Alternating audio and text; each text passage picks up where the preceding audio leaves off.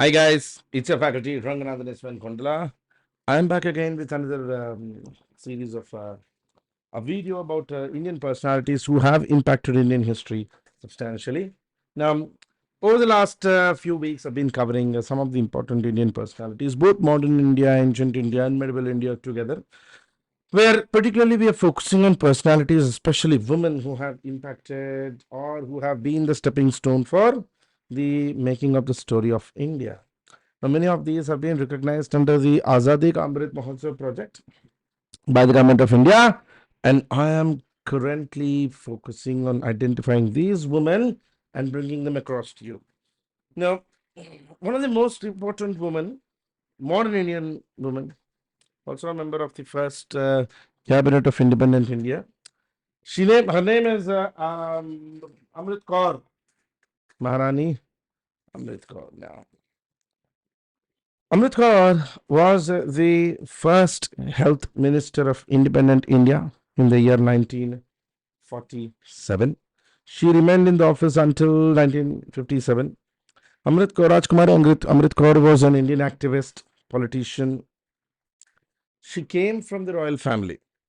She was also India's first female cabinet minister, first Asian, first woman to actually head a governing body or a governing council of the World Health Organization. Not many know this, but Amrit Kaur was also the founding member of AIMS, India's premier medical institution. Rajkumari Amrit Kaur was an exceptional woman who achieved all and everything, and all her achievements have been purely because of her great personal sacrifices that she underwent during the years of formation of India. Rajkumari Amrit Kaur was born to Raja Sir Harnam Singh Ahluwalia, the younger son of Raja Ranjir Singh of Kapurthala. Harnam Singh actually left Kapurthala following a conflict over succession for the throne and became the manager of estates in the former princely state of Awadh. Eventually, Harnam Singh even converted to Christianity on the urging of Golaknath Chatterjee, a missionary from Bengal. And Singh later married Chatterjee's daughter Priscilla, and they had 10 children, of which Rajkumari Amrit Kaur was the youngest of the 10. She was apparently also their only daughter. उनकी एक ही बेटी थी. Her early years, naturally, see, royal families से थे, बड़े घर की थी. So her early years underwent in Dorset, England. She went to Sherborne School of Girls, and later also she participated or she underwent college education at Oxford University. After completing her education in England, she returned to India in the year 1918. And after her return to India from England, Kaur became interested in Indian independence movement. So she studied in London, she did her education at Oxford. She comes from a very prominent royal family. Father himself being from a royal family of Kapurthala, worked very closely with the state of Awadh. Her father shared very close association with Indian National Congress. Particularly leaders like Gopal Krishna Gokhale were regular visitors at her house. So bachpan se hi she's been seeing independence movement, the discussions of independence, and what all this are about. And Kaur was completely attracted to Mohandas Karamchand Gandhi, whom she apparently also met in Bombay in 1919. Kaur worked as Gandhi's secretary for 16 years. For 16 years, she worked very closely with Mohandas Karamchand Gandhi. Their correspondence was subsequently, Rajkumari Amrit Kaur and Gandhi's letters and communication and discussion and correspondence was eventually published as a book. The Letters to Rajkumari Amrit Kaur. It was actually a volume of letters published. Rajkumari formally joined Congress and began active participation in India's independence movement, while also focusing on bringing about social reform. after the Punjab massacre. Punjab massacre is the Jallianwala Bagh massacre.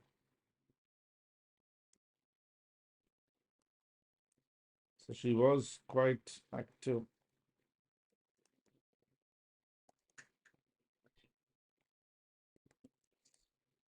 She was later appointed. She was very strongly opposed to the practice of parda and child marriages, which were common in the Punjabi society in those days, and campaigned mainly to also abolish the Devadasi system, the system of donating girl child to the temple or the priest, which women who were eventually exploited by the temple heads. She was actually against that. Kaur eventually founded All India Women's Conference, a premier organization for women's rights. In fact, women's rights was until Rajkumar Amrit Kaur's coming, women's rights were really a social issue or a social reform issue. She gave a political life to it.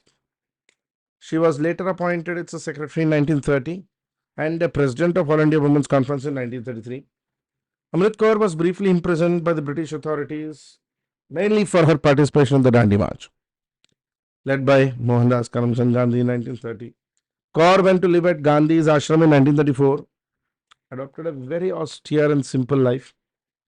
Despite all her aristocratic background, she tried she tried to be as close to Gandhian principles as possible. She was also a representative of Indian National Congress in 1937. She went on a goodwill mission from Congress to Bannu region, Khyber Pakhtunkhwa. The British Raj authorities even charged Rajkumari Amrit Kaur with seditious activities and sedition, imprisoned her, tortured her. British authorities appointed her eventually she was released. She was appointed as member of Advisory Board for Education, but she resigned from the position following her involvement with Quit India movement. Now, if you observe, time and again, she's been very close to Gandhi and she's been on and off continuously with Gandhi in the national struggle. Be from Gandhi's secretary to leader of Quit India movement. She championed the cause of universal suffrage, universal voting rights. She also testified in front of the Lothian Committee for Indian Franchise, Lothian Committee for Constitutional Reforms, and before the Joint Select Committee of British Parliament on Indian Constitutional Reforms. She was an executive committee member of the Lady Irwin College in New Delhi. She was also a member of India's representative in UNESCO in the conferences of London and Paris 1945 and 46. So very glorious career. बाद में she was a trustee of board of trustee for Indian Spinners Association. और जहां तक possible था, she kept on doing her social reform activity as well. Like for example, trying to reduce illiteracy, eradicating the custom of child marriages, eliminating parda system, which were very prominent and very popular in Indian society in those days. In the Constituent Assembly, Kaur was a member of the United Provinces to the Indian Constituent Assembly. The Constituent Assembly was the body which was established by British with the job of actually designing and discussing the Constitution of India. She was a member of the Fundamental Rights and Minorities Subcommittee. She was a very strong supporter of Uniform Civil Code. The Uniform Civil Code was a proposal where the government wanted to treat all citizens of India on the same civil code, unlike the practice that we have today, where your civil code depends on your religious affiliations. Also, she advocated for universal franchise, opposed affirmative action for women. In fact, she was actually against the reservation system for women because Kaur believed the reservation would make the women the second-class citizens of this country. She believed that women's rights is a natural thing. So there is no special treatment which is needed for it. And she also debated the languages concerning the protection of religious rights in India. As a health minister, in fact, she was the first woman, first Asian, first woman to hold actually a cabinet rank in India. She served a minister for 10 years. She was assigned to the Ministry of Health. 1950 May, she even became the president of World Health Assembly. She led a campaign to eradicate malaria and tuberculosis. Was the key driving force behind the largest BCG vaccine program in the world. Not just in India. So her mark remains everywhere. It was Kaur's mindset and Kaur's thought that we need to have a premier medical institution called All India Institute of Medical Sciences in New Delhi, and she became its first president. She and one of her brothers donated their ancestral property and house, the Manorville in Shimla, to serve as a holiday home for the staff and nurses of AIMS. AIMS doctors and AIMS nurses, when they go to Shimla for a holiday or a break, they can use Rajkumar Amrit Kaur's personal property, Manorville, for that. Kaur was also chairperson of the Indian Red Cross for nearly 14 years. During her leadership, the Red Cross did a number of pioneering and record works. I mean, Red Cross contributions increased multifold with the coming of Rajkumari Amrit Kaur.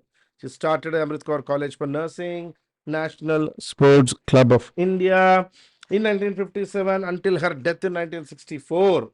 Apparently, she died in the same year of Nehru. She remained a member of Rajya Sabha.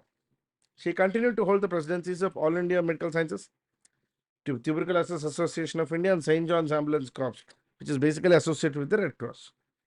So this woman, राजकुमारी अमृत कौर, जहां तक हिंदुस्तान में थी, इन्होंने बहुत ही ज्यादा influence किया था. आज का जो मेडिकल डिपार्टमेंट में इतना भी है, it's because of this lady. She understood healthy medicine as the most important aspect of a developing nation like India.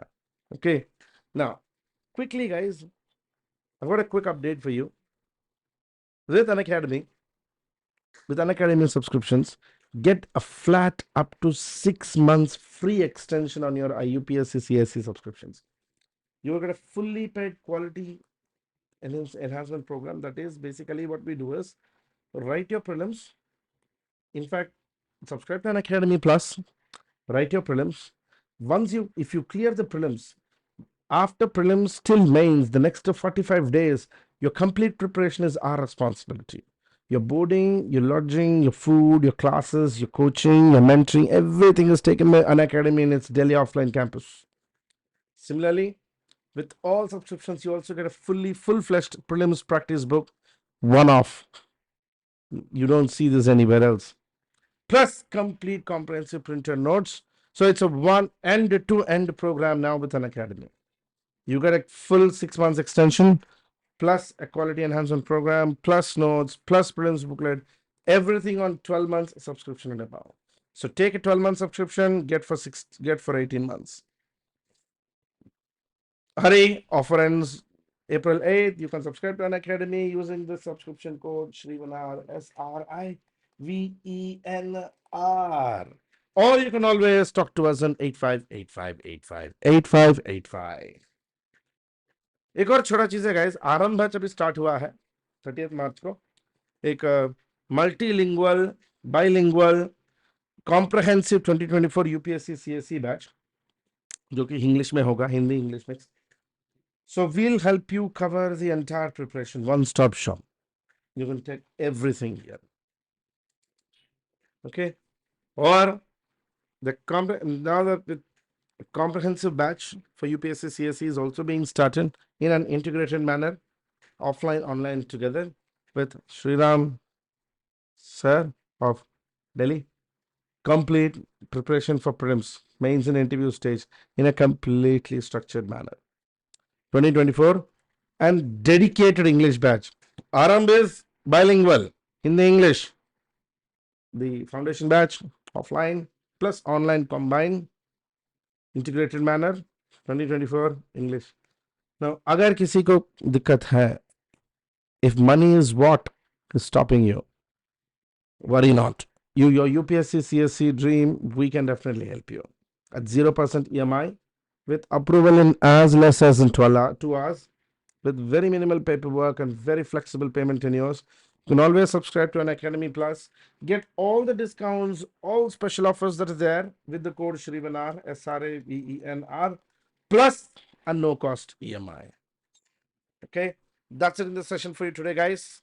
Let us meet tomorrow in another video, another personality, another woman who has contributed substantially for Indian history.